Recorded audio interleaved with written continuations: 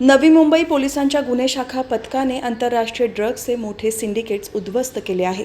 या प्रकरणी 2 पोलीस कर्मचारी आणि एका कस्टम अधिकाऱ्यासह 10 जणांना अटक करण्यात आली असून त्यांच्याकडून 2,76,000 रुपयांचा हायड्रो गांजासह एकूण 73,93,935 रुपयांचा मुद्देमाल पोलिसांनी हस्तगत केला आहे। या प्रकरणात आतापर्यंत मुख्य आरोपी कमल जयकिशन चंदवानी, कस्टम अधीक्षक प्रशांत विनोद गौर, पोलीस हवालदार सचिन बाबूराव भालेराव, पोलीस नाईक संजय फुलकर, 2 वेळचे राष्ट्रीय हॉकीपटू सुजित बंगेरा, आशिष रमेश गवारे, अहमद खालिद औलगी, साहिब शब्बीर लांबे, अंकित पितांबर भाई पटेल, रिंकूदर कुमार दिनेश भाई पटेल यांना अटक झाली असून त्यांच्याकडून 16,43,000 रुपये किमतीचे अंमली पदार्थ, 14,12,650 रुपयांची रोकड आणि इतर असा एकूण 73,93,935 रुपयांचा मुद्देमाल पोलिसांनी हस्तगत केला आहे।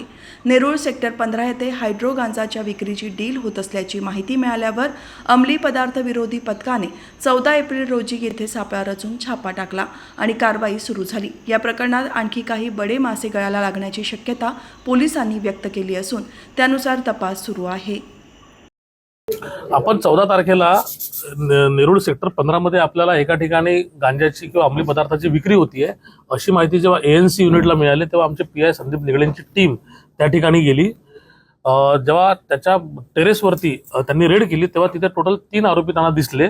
त्यातले 2 आरोपी त्यांनी इमिजिएटली ताब्यात घेतले आणि त्यातला एक आरोपी जो आहे तिथनं पळून गेला। त्या 2 आरोपींकडनं काही मुद्देमाल नार्कोटिक्सचा मिळाल्यानंतर नेरूळ पोलीस स्टेशनला 201/2025 या CR खाली गुन्हा दाखल झाला।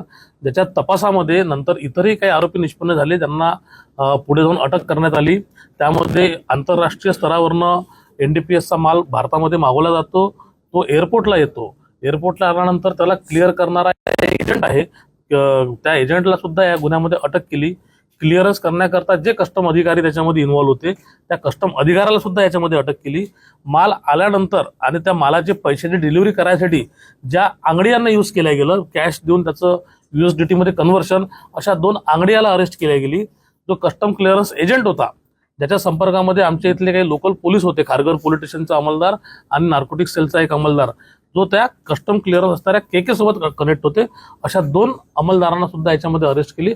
असे टोटल 10 आरोपी आतापर्यंत आम्ही याच्यामध्ये अटक केलेली असून 73 लाखापेक्षा जास्तीचा मुद्देमाल जो आहे तो ह्या केसमध्ये जप्त करण्यात आलेला आहे। या 10 जणांचा एकूण टोळी काय होता आणि मेन मुख्य सूत्रधार आणखी मुख्य सूत्रधाराचं त्याचं लोकेशन फक्त आम्हाला म्हणजे माहिती सध्या अशी आहे की भारतातनं माल मागवणारा बंगेरा तो माल मागवतो थायलंड किंवा अमेरिकेतनं, इतर ठिकाणावरनं, तिथून त्याला जे माल प्रोव्हाइड करतो असे काही सस्पेक्ट आम्हाला आतापर्यंत मिळालेले आहेत। त्या सस्पेक्टकडनं जेव्हा माल येतो आणि आल्यानंतर मात्र मग जी पुढची चेन आहे, कस्टम ऑफिसर, क्लिअरन्स एजंट, पैसे देणारे अंगडिया आणि मग तो माल बंगेराला मिळाल्यानंतर त्याची जी इतर पेडलर आहे जे सेक्शन वाईज महाराष्ट्रामध्ये, इतर जिल्ह्यांमध्ये आणि भारतातल्या इतर राज्यांमध्ये पसरलेले आहे, त्याची माहिती पण आमच्यापर्यंत पोहोचलेली